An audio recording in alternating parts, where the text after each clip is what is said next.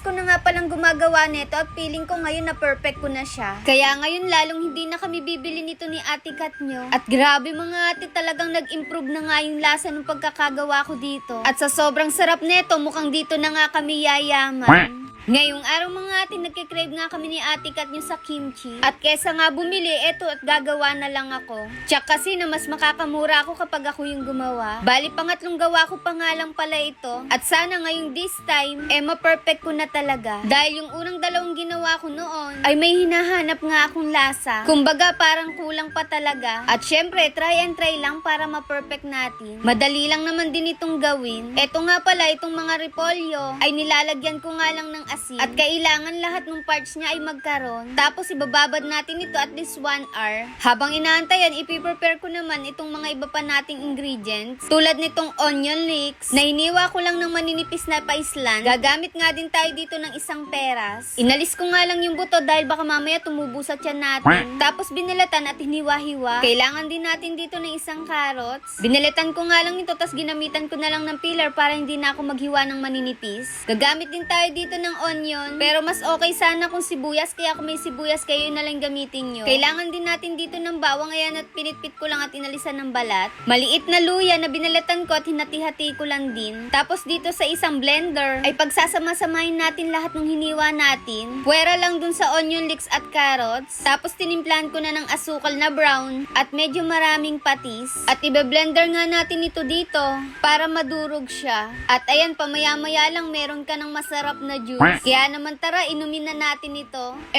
Walang ganon! At dito naman sa aking pan, naglagay lang ako ng 2 basong tubig at tansya-tansyang glutinous rice. Lulutuin nga natin ito dito hanggang sa maging ganito na nga yung consistency nito. Kailangan mahinang apoy lang para hindi masunog. Pag okay na, isalin na natin sa isang lagayan at ihahalo na natin dito yung juice na ginawa natin kanina. Haluin lang natin itong mabuti hanggang sa magkahalo-halo sila. At kapag okay na, maghahalo na tayo dito ng gojugaru flakes. At dito mga ate, nakadepende na sa inyo kung gaano kaanghang yung gusto nyo. At habang hinahalo ko nga ito, ina-adjust ko na nga rin yung lasa. Para syempre mamaya ay goods na. Nilagay ko na rin dito yung hiniwa nating onion leeks at carrots. At syempre, walang katapusang halo-halo yan. At dito, binalikan ko na yung ex ko.